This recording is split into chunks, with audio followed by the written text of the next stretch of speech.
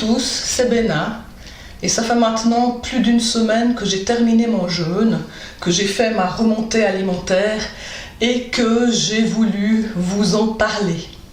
Mais voilà, comment vous dire, j'ai éprouvé une sorte de ras-le-bol, une sorte de cumul, une sorte de démotivation et je me suis dit non, je vais pas faire une vidéo dans cet état moral, mental. Je vais attendre un petit peu que les choses se passent, comme ça je pourrai transmettre un meilleur message aux gens qui m'ont suivi pendant ce jeûne. Parce que mon but à moi, c'est pas d'avoir une chaîne exemplaire où je me livre à des expériences en vous disant voilà, ça c'était moi avant et maintenant c'est moi après, regardez comme j'ai géré, c'est merveilleux, tout baigne, et zéro problème, zéro défaut. Parce que pour moi, ça n'a strictement aucun sens de faire ce genre de choses. Ce qui est intéressant, au contraire, c'est de voir ce qui s'est passé en bien, en mal, et quels sont les résultats, les bénéfices ou les pas bénéfices qu'on a tirés de l'exercice. Alors, tout d'abord, j'aimerais vous dire que je suis toujours autant convaincue des aspects bénéfiques et positifs du jeûne, dans le sens où je suis toujours autant convaincue du fait que c'est un exercice qui permet une épuration profonde.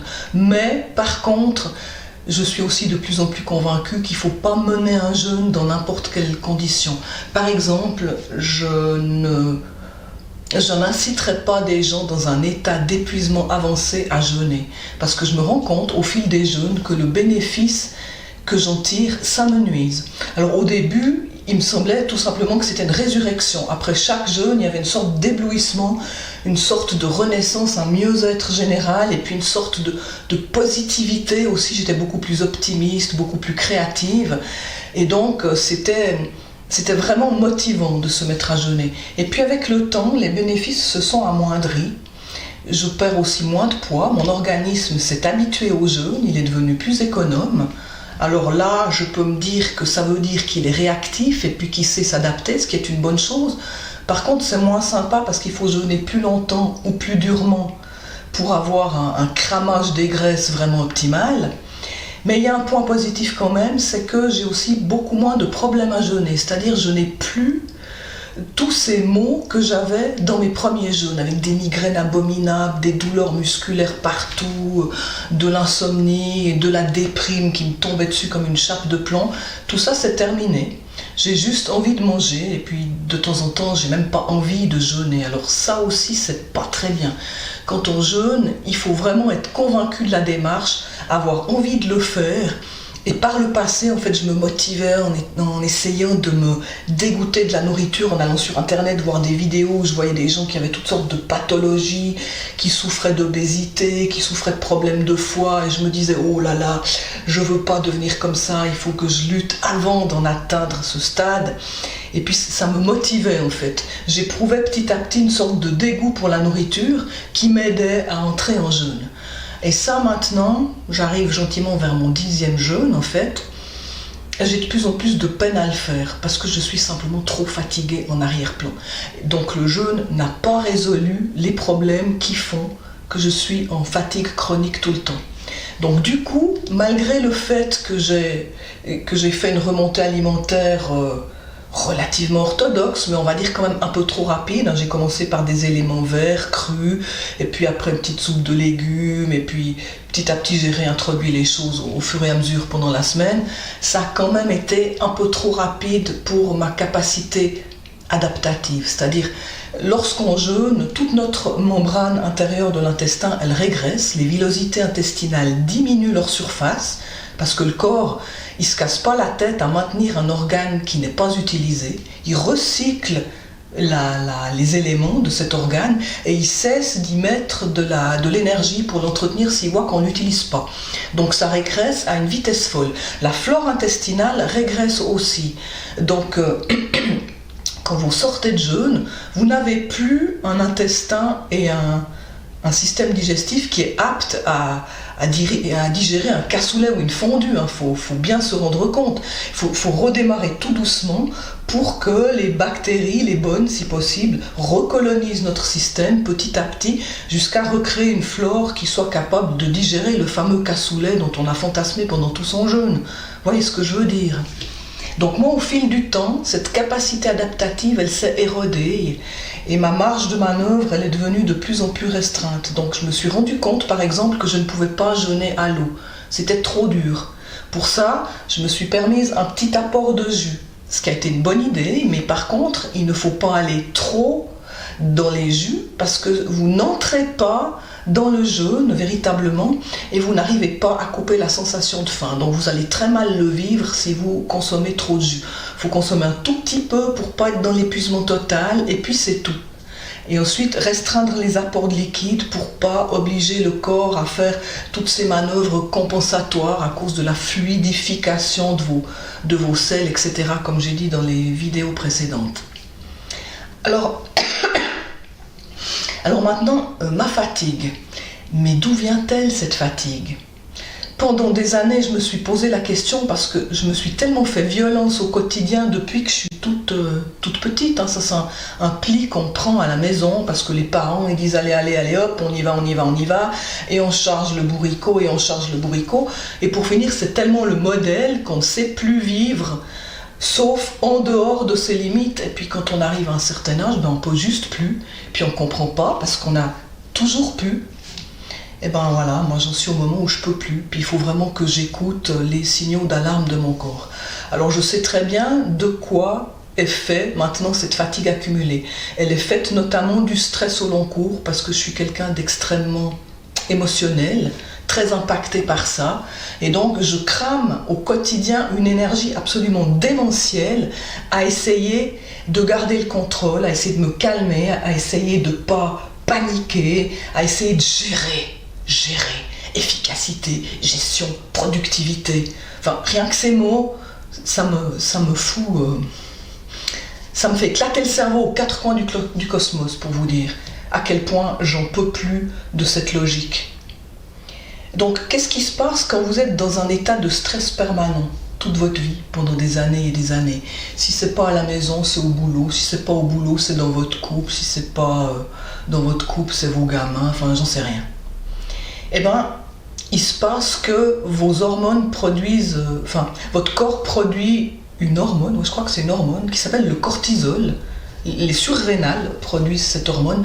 Et ce cortisol, c'est une hormone du stress qui, normalement, est censée arriver par petites vagues pour vous donner une impulsion en cas de panique. Mais quand vous êtes toujours submergé de cortisol et d'adrénaline tout au long de votre vie, au bout d'un moment, votre corps, il n'en peut juste plus. Vous ne pouvez pas vivre sous le fouet pendant toute votre vie. Et le problème avec ce cortisol, apparemment, c'est qu'il épuise le corps et notamment, il distend la membrane intestinale. Alors ça, je ne le savais pas. Je l'ai vu dans une vidéo de Thierry Casasnovas. Hein, c'est un youtubeur naturopathe. Déjà, naturopathe, c'est tellement débile comme terme. On devrait dire naturothérapeute, parce que naturopathe, ça fait quelqu'un qui a une pathologie de la nature. Genre psychopathe ou sociopathe. Naturopathe. Naturothérapeute, mais bref, maintenant c'est des naturopathes, alors bref. Ce Thierry Casasnovas, il est sur internet assez controversé parce que en fait, les avis qu'il donne sont en train de faire de lui pratiquement un gourou, tellement que de plus en plus de gens le suivent, tellement que ce qu'il dit est juste bourré de bon sens et a amené des gens à se poser enfin les vraies questions. Donc moi, ça m'intéresse d'écouter ce qu'il dit. Et notamment, il avait parlé de cette façon qu'avait le cortisol de nuire à la perméabilité intestinale. Rendait l'intestin perméable en distendant cette membrane, ce qui fait qu'il y a des choses qui passent à travers et qui ne devraient pas, qui vont envahir la circulation sanguine, qui vont créer des allergies, des intolérances et qui devront être nettoyées par le foie. Et donc notre foie, déjà en temps normal, il doit faire un boulot de dingue, mais si en plus il doit se taper le boulot que l'intestin n'a pas pu faire, donc la première police du corps, hein, notre intestin, c'est une barrière intérieure tapissée de micro-organismes qui doivent être bien équilibrés pour pouvoir nous protéger des mauvais envahisseurs. Si l'intestin ne peut plus faire ça, on est sans arrêt envahi de substances et de micro-organismes indésirables, et donc notre système immunitaire, il est dans le rouge tout le temps. Et pour finir, notre système immunitaire, il tire à vue sur tout ce qui bouge. Ah là, une particule qui ressemble comme toi du gluten. Et puis vous faites des intolérances, vous êtes malade et vous ne savez pas pourquoi. un truc qui vous rendait pas malade avant, et ben là, voilà, vous pouvez plus le consommer, vous pouvez plus le respirer, ça vous fait des démangeaisons. Ben tout simplement parce que votre système immunitaire, il tire à vue sur tout ce qui bouge, sur tout ce qui ressemble de près ou de loin à un véritable ennemi. Donc il faut faire baisser ce niveau d'alarme générale. Et pour faire ça, il y a à peu près une seule solution, c'est de moins solliciter son stress, de trouver un moyen de calmer, l'état de stress général dans lequel on se trouve, pour raffermir un peu cette membrane intestinale, pour éviter ses perméabilités, pour retrouver un peu d'énergie vitale qu'on va pouvoir mettre à s'auto-réparer. Parce que quand on n'a plus d'énergie vitale, on n'a plus d'énergie pour s'auto-réparer. Le problème, il est là. Alors l'intestin, qu'est-ce qui se passe quand il n'a plus de vitalité, plus rien? Il devient de plus en plus lent. Non seulement il laisse passer des substances indésirables, mais en plus, comme il est ralenti, il ne fait pas son boulot dans les temps. Et il le fait mal, il le fait que partiellement. C'est-à-dire que vous allez avoir dans votre intestin des substances qui stagnent et qui ne seront plus qu'à moitié digérées. Du coup, vous aurez des développements microbiens indésirables qui vont se produire. C'est mon cas avec cette fameuse candidose, qui est une levure. C'est pour ça qu'elle se développe en fait. Parce que moi, au début, je suivais tous les avis qu'on voyait sur les forums et les blogs, où il y avait une seule façon de combattre le candida, c'était le tuer. Et pour le tuer, il fallait prendre des substances que ce candida détestait, de l'ail, des pépins de pamplemousse et toutes sortes de choses qui allaient le tuer. Genre, il fallait l'empoisonner ou l'affamer en cessant de consommer ce que ce candida adore, c'est-à-dire des sucres et des hydrates de carbone. Mais on ne tient pas longtemps sur le long terme comme ça. Et puis le candida, il est vain d'imaginer qu'on va pouvoir le tuer parce que simplement il fait partie du monde, il est partout. Il est en nous, et pour pouvoir le tuer, il faut se tuer soi-même, il n'y a pas d'autre solution. Donc c'est un petit peu vain d'imaginer qu'on va pouvoir le détruire, le combattre et l'anéantir. C'est même indésirable, parce que s'il est là, ce candida, c'est parce qu'il y a des substances qui traînent dans nos intestins, qui sont mal décomposées, et qui font un ferment pour que ce micro-organisme puisse proliférer. Donc la chose à faire, évidemment, on va s'abstenir de le nourrir, on va évidemment baisser les sucres, mais on ne peut pas imaginer que c'est simplement en faisant ça, puis en bouffant de l'ail, qu'on va pouvoir s'en débarrasser. On ne peut pas s'en débarrasser. Par contre, on peut lui rendre la vie difficile en faisant en sorte que le terrain, c'est-à-dire nous, on est comme une terre sur laquelle il y aurait des plantes qui poussent et des micro-organismes qui se développent. Il faut faire en sorte que les conditions ne soient plus favorables à ce candidat et qu'elles soient plus favorables aux hôtes bactériens qui sont nos amis, c'est-à-dire entre autres les lactobacilles et toutes ces petites bestioles qui vivent à l'intérieur de notre système digestif. Donc mon plan de bataille, dans les semaines et mois qui vont suivre, c'est de restaurer un tractus intestinal plus efficace, éviter qu'il y ait stagnation. Alors comment faire pour éviter qu'il y ait stagnation quand notre intestin il est ralenti, quand il est mou du genou, puis qu'il ne fait pas son boulot et qu'à moitié? Il faut le charger moins, ce système digestif. Il faut lui laisser plus de temps entre deux repas pour qu'il puisse complètement terminer une digestion avant de lui en remettre dessus pour qu'il doive commencer à faire une autre digestion quand il n'a pas fini la première. Il faut lui en donner moins et il faut aussi lui donner du plus simple. C'est-à-dire qu'on ne va pas se taper le cassoulet où il y a toutes les viandes, tous les légumes et tous les trucs mélangés dedans avec le dessert, le fromage et le vin par-dessus tout. On va plutôt manger un peu de viande avec un petit légume, laisser passer beaucoup de temps. Et puis si après le soir on veut se faire une polinte où il n'y a plutôt que des féculents, on fera notre polinte avec nos féculents, mais on la séparera d'une prise de fruits ou d'une prise de légumes ou d'une prise d'un autre aliment qui va complexifier le bol intestinal et rendre le travail très difficile par le système digestif. Parce que qu'est-ce qui se passe dans le système digestif?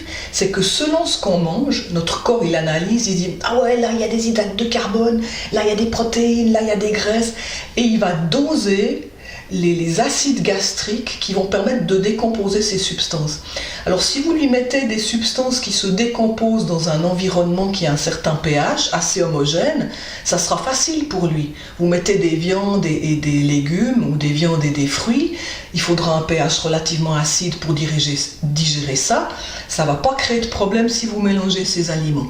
Mais si vous mélangez, je ne sais pas moi, un risotto et puis du poisson ou du poulet, ça va être beaucoup plus difficile parce que ces deux environnements, ces deux aliments demandent un pH digestif qui est complètement différent. Donc le corps, s'il veut bien digérer le risotto, il va devoir mal digérer les viandes. Ou s'il veut bien digérer les viandes, ça sera le risotto qui va poireauter ou être digéré de travers. Donc il y a toute une logique sur les composants alimentaires pour essayer de les associer de telle façon à simplifier le travail de son système digestif. Ça ne veut pas dire se priver de nourriture, ça veut dire ne pas manger ensemble des éléments qui demandent une action enzymatique et d'acidité gastrique qui est radicalement différente. Comme ça, on simplifie le travail à notre système digestif. Il peut le finir plus vite, il peut le mener plus à fond, et puis normalement, ça va mieux circuler. Alors, comment je vais m'y prendre pour faire ça? Comme je vous dis, je vais essayer d'espacer les prises alimentaires, sans grignoter entre les deux, parce que quand on grignote entre les deux, on ne fait qu'entretenir cette espèce de frein au long cours qui est extrêmement délétère, donc les grignotages on oublie, et puis fractionner un peu les types d'aliments, comme je vous dis. Mais il faut aussi que je puisse nettoyer l'intestin. Alors ça, je vais le faire comment? Je vais prendre du psyllium, c'est une fibre qui est une sorte de son d'une graine qui n'a aucune valeur alimentaire, mais qui a la capacité de pomper énormément d'eau. Donc matin et soir, je vais prendre un peu de ce son que je vais faire tremper dans de l'eau, boire ça pour que ça gonfle, ça forme comme une sorte de gel, que ça occupe la place dans mon système digestif et que ça fasse une sorte de ballast doux que le fameux Thierry Casasnovas appelle un balai intestinal, parce que ça marche ce truc-là, hein. Ça facilite beaucoup l'évacuation. Si vous faites de la constipation, ça va vous aider, mais immensément. Par contre, il faut le faire très régulièrement, jusqu'à ce que vous ayez réussi à régulariser votre tractus intestinal. Et petit à petit, ça va nettoyer, ça va faire sortir tout ce qui stagne depuis des jours et parfois même des mois, hein. Il y a des gens, ils ont des cailloux bloqués dans leurs intestins depuis des temps immémoriaux parce que leur intestin ne fonctionne plus qu'à la moitié de sa capacité. Donc avec ça, ça permet de restaurer un tractus intestinal, d'éviter les stagnations et de fil en aiguille, ça va rendre la vie plus difficile pour le candidat parce qu'il n'aura plus tous ces déchets qui traînent, dont il peut s'alimenter et sur lesquels il va pouvoir proliférer. Donc première chose, faire ce nettoyage. Et puis ensuite, inonder mon organisme de bonnes substances. C'est-à-dire le matin, je vais prendre des jus verts, des jus de légumes, des jus de fruits frais, bio, qui vont me faire un fort apport en éléments minéraux, parce que les fruits et légumes sont des éléments qui sont alcalinisants, c'est-à-dire ils luttent contre l'acidose au long cours qui est produite par l'ingestion en trop grande quantité d'hydrates de carbone et en trop grande quantité de viande. Et comme c'est des choses qu'on aime bien manger, on adore toujours ce qui est féculent, on aime toujours bien manger la viande, les légumes, c'est toujours un peu plus difficile à les faire passer. Donc dans nos sociétés, on en mange vraiment, vraiment pas assez. On a un manque d'apport nutritif du point de vue des oligo-éléments et des minéraux. Donc ces jus, qui sont du concentré d'éléments verts, vont amener toutes les bonnes substances nutritives des fruits et légumes et vont nous permettre d'en absorber beaucoup plus. Parce qu'aujourd'hui le jour, j'en avais déjà parlé dans une précédente vidéo, tout ce qu'on cultive dans la terre à l'époque moderne, à l'époque de l'agriculture industrielle, c'est très pauvre en nutriments, parce qu'on veut que les carottes elles poussent vite, alors on va les arroser beaucoup, on va les inonder de produits chimiques pour qu'elles poussent plus vite, et puis on va les sélectionner pour qu'elles résistent plusieurs jours dans les transports, puis pour finir elles vont arriver sur les marchés, mais c'est pas des carottes ancestrales qui ont poussé dans le jardin de grand-maman sur un bon vieux compost, puis qui ont eu tout le temps de synthétiser de façon naturelle et à leur rythme des nutriments vraiment nutritifs. Donc le problème, c'est qu'aujourd'hui, pour avoir la même quantité de micro-éléments nutritifs, il faudrait qu'on mange peut-être 3 fois plus de fruits et légumes. Donc qui c'est qui va faire ça? C'est presque devenu impossible, à moins d'avoir sa petite permaculture dans son jardin, où on peut faire soi-même pousser ses propres légumes. Alors la solution, c'est de manger une partie des fruits et légumes de façon entière pour bénéficier des fibres aussi, parce que c'est très important, et c'est de compléter par un apport de jus qui sera une sorte d'extraction de la partie concentrée en éléments nutritifs du fruit et du légume qu'on va pouvoir venir ajouter à notre prise alimentaire. Donc je vais faire ça. Et je vais profiter du fait que j'ai la nature à proximité pour aller ramasser des orties et des épinards sauvages. C'est des plantes que dans ma jeunesse, mes grands-parents mangeaient beaucoup. On aimait bien se faire des potées d'épinards sauvages, des soupes aux orties. Ça fait partie de ma tradition familiale. Et bien maintenant, les orties, je réalise à quel point c'est un véritable trésor, parce que c'est pas un légume. C'est un végétal qui est extrêmement riche en micronutriments, extrêmement riche en fer, potassium, calcium, magnésium. C'est un élément qui n'a jamais été trafiqué par les croisements pour la rendre pour qu'elle pousse mieux, pour qu'elle pousse plus vite. Donc je peux aller la ramasser en forêt si je veux. C'est de l'ortie de compète qui est bourrée de vrais bons éléments. Donc ces orties, j'en fais quoi? Le matin dans mon jus, j'en prends un bon bouquet et puis je les passe dans l'extracteur de jus avec peut-être une carotte, un bout de céleri ou un bout de fenouil. Je mets là-dessus un jus de citron ou un jus d'orange et puis ça me fait une bombe minérale et vitaminique qui va me permettre de me reminéraliser. Donc voilà, mon combat dans les mois qui vont venir, ça va être ça. Ça va être de faire en sorte que mon intestin soit plus efficace, moins chargé. Du coup, il y aura moins de candidose. Du coup, ma fatigue chronique devrait diminuer. Et du coup aussi, avantage non négligeable, il devrait y avoir une perte de poids. Parce que ma remontée alimentaire dont je voulais vous parler, elle s'est pas vraiment faite le mieux qu'on aurait pu rêver, parce que j'ai une fois de plus pas été vraiment très régulière.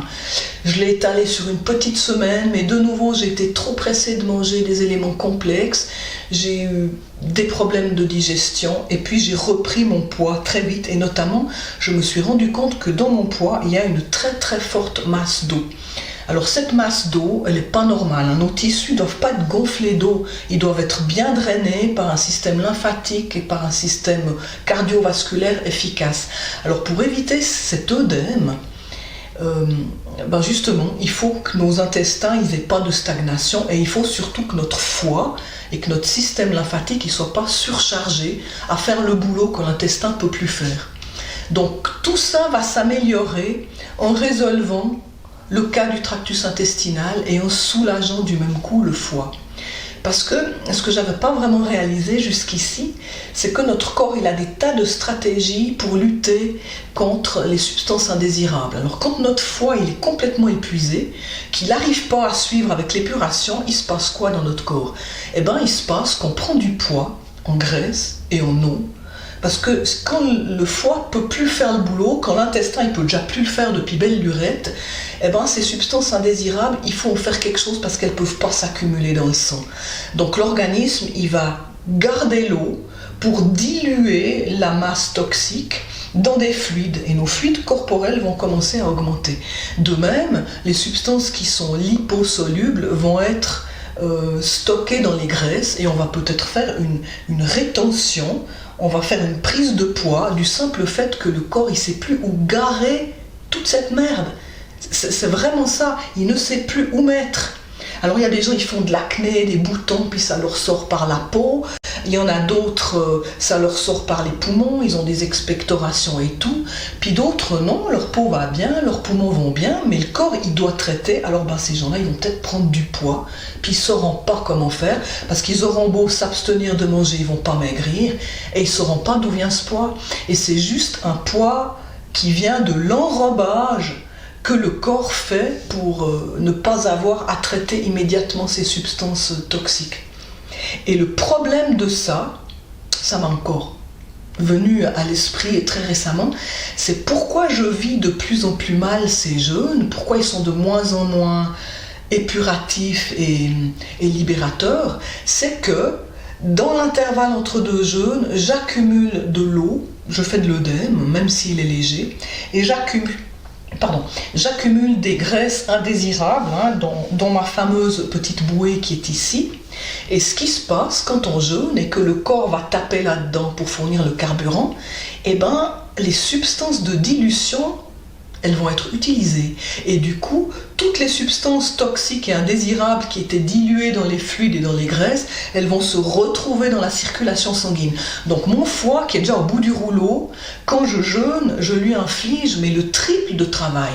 Il ne va pas pouvoir s'occuper de lui, il va devoir gérer toutes les toxines, les candidats qui meurent en masse et qui provoquent des tas de toxines aussi. C'est un des symptôme très désagréable de la candidose, c'est quand on essaye de tuer ces machins-là, ils vous empoisonnent, et puis je peux vous dire que vous êtes hyper mal.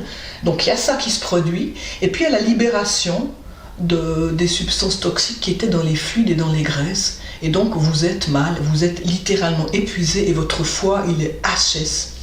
Et c'est ce que j'ai fait à mon organisme, c'est ce que je comprends aujourd'hui, que je lui fais subir, et qu'il faut que j'arrête en fait. Ce n'est pas que le jeûne, c'est une mauvaise solution ou que le jeûne n'est pas bien. Le jeûne est très bien, mais il ne faut pas le faire n'importe comment. Il ne faut pas le faire en état d'épuisement.